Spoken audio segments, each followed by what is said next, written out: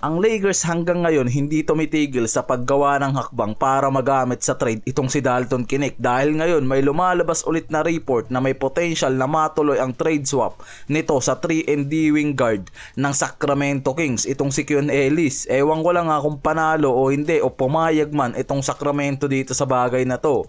Si Ellis Keon ngayon kilala sa mahusay niyang depensa at versatile pagdating sa mga catch and shoot. Kaya malaki talaga ang nagiging role niyan bilang 3-and-D guards ng Kings. Diyan din nakikita kung bakit nagkakaroon ngayon ng interest ang Lakers. Base sa kasalukuyang kontrata niyan, may mababang halaga lang yan mula sa team option na 2.3 million.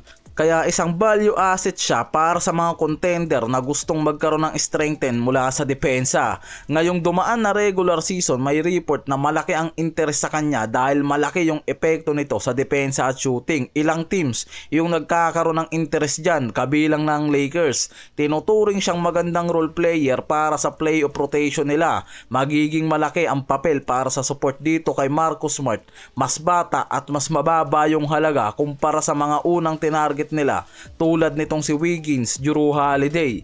Sa media report, si Dalton Knecht naman ang isa talaga sa pinaka-strong candidate para sa trade na to kay Keon Ellis. Pwede silang mag-trade swap, i-offer ng Lakers si Knecht plus ibang asset o match salary para makuha to. Para sa Lakers, malaking benefits kung matutuloy ng araw nila at makakumbinsi ang Kings na magkaroon sila dito ng trade talks dahil makukuha nila ang defender at shooter na wing na pwede ng araw mag-partner kay Luka at LeBron at maging suporta ni Smart sa perimeter defense nila. Makakatulong to sa spacing at depensa ng Lakers. Para sa Kings naman, makukuha nila ang batang scorer na pwede nga raw maging isang elite backcourt at possible draft flexibility o ibang asset ang maging kasama sa deal nitong si Knecht.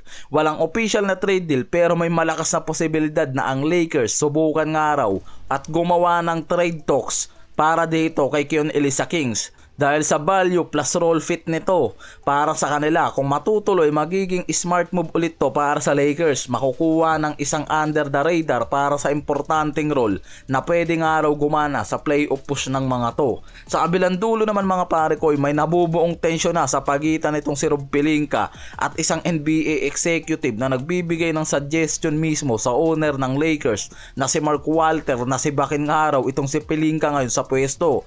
Yan ngayon yung pwede nga raw mangyari dito sa Lakers, magkaroon ng panibagong general manager. Parang susunod itong si Pelinka dito kay Harrison. Sinabi kasi mismo ng executive sa Lakers Daily, hindi nga raw mananalo ng championship title ang Lakers sa era ni Luka kung hawak nga raw to ni Pelinka. At kailangan nga raw talaga nitong si Mark Walter ng bagong tao ng mas matalino ang basketball mind kaysa kay Pelinka para hawakan ang buong basketball operation ng Lakers ngayon. Isa rin sa pinuna ng executive na to yung pag-credit mismo ng Bass Brother sa pagdiscover nga raw dito sa potential ni Austin Reeves.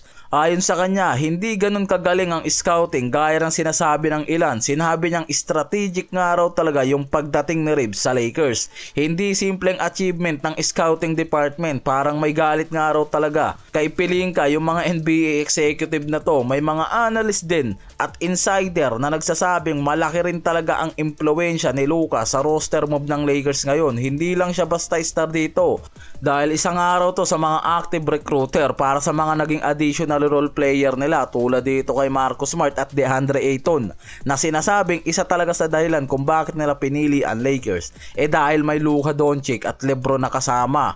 Kaya nakikita nga raw yung suggestion ng mga executive na to pwedeng magkaroon ng malaking tension sa pagitan nitong si Pelinka at ng owner ng Lakers, si Mark Walter, lalo na kung maisipan nga raw talaga nito na gumawa ng movement para magkaroon ng malaking pagbabago sa buong sistema at internal operation ng Lakers. Lalo na kung ang Lakers nga raw magkaroon ng problema sa nagiging run nila at championship window sa ngayon. Pero ngayon kasi nakikita na mahirap pa pagdesisyonan yan lalo't maganda ang nagiging takbo at shape ng Lakers sa regular season na to.